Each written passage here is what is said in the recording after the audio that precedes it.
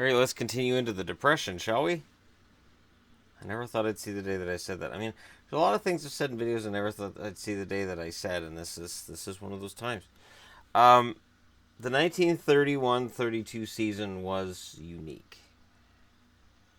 Notice who's gone. Well, the Philadelphia Quakers gave up. That 4-win season was it. Team is just gone. Poof. The Ottawa Senators are also gone, suspending operations for one season.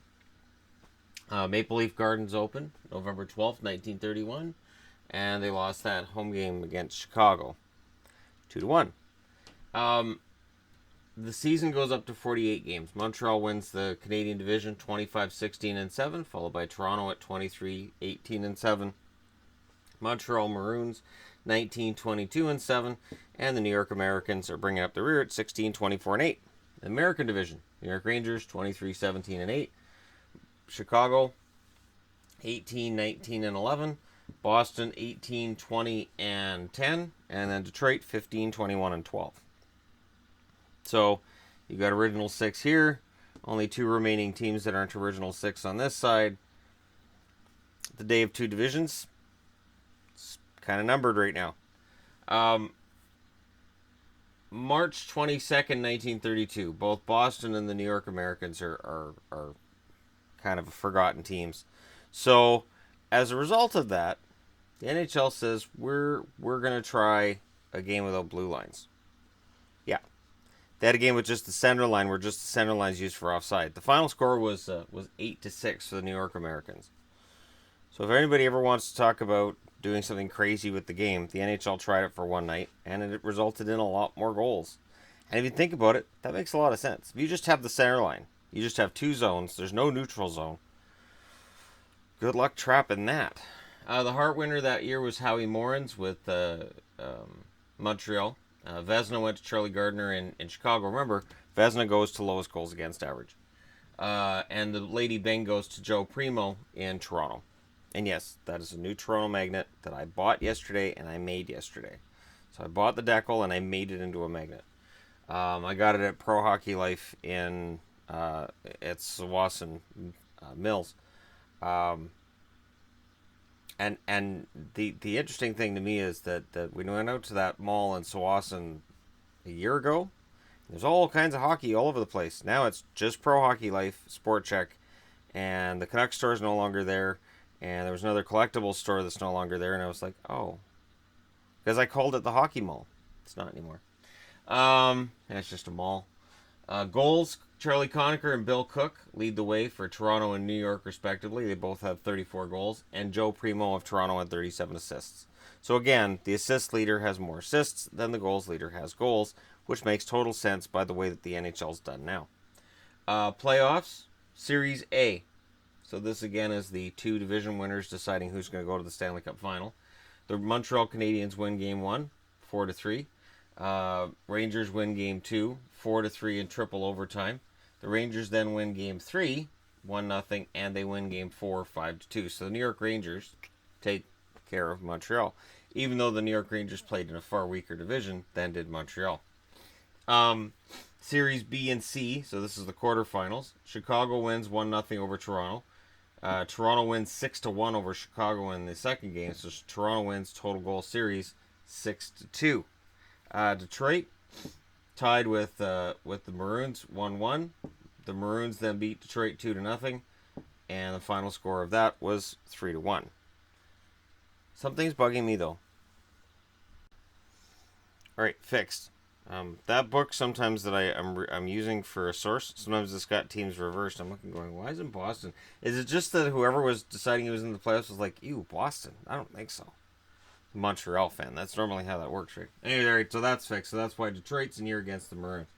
And the Maroons win that series 3-1 in 2 games.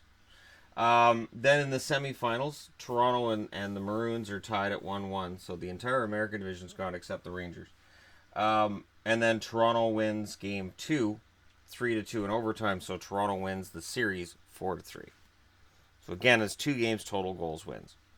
Somebody out there who's over 100 years old was yelling at me for those teams being in the wrong order. You got them in the wrong order. Yeah, it's been since Vietnam. All right. In the finals, why did you mention that? In the finals, don't do that. Toronto wins 6-4 in game 1. They win game 2 6-2, and in game 3 back at home in Toronto, they win 6-4 to win the Stanley Cup in a sweep. So, good showing by Toronto. Toronto wins the Stanley Cup. That's not something you hear often, but you'll hear it for this season, and you will hear it a number of times before we hit the 1967 season and at the 67 season, and then we don't hear it after. And I will definitely get into that. There will be another historical type video about Toronto, and I can definitely look into from 67 until now and where they were close, who got them close, and where they ultimately fell short. Because they've been closer than I think a lot of people realize, because they haven't been back to the finals since 67 either. So I get it.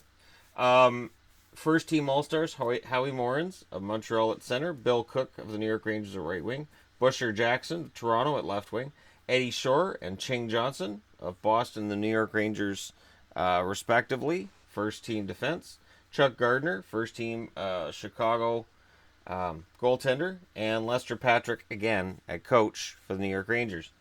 Second team, Hooley Smith for the Maroons is the number 2 center. Charlie Conacher, left wing or right wing for Toronto Maple Leafs. Aurel Joliat for Montreal as left wing.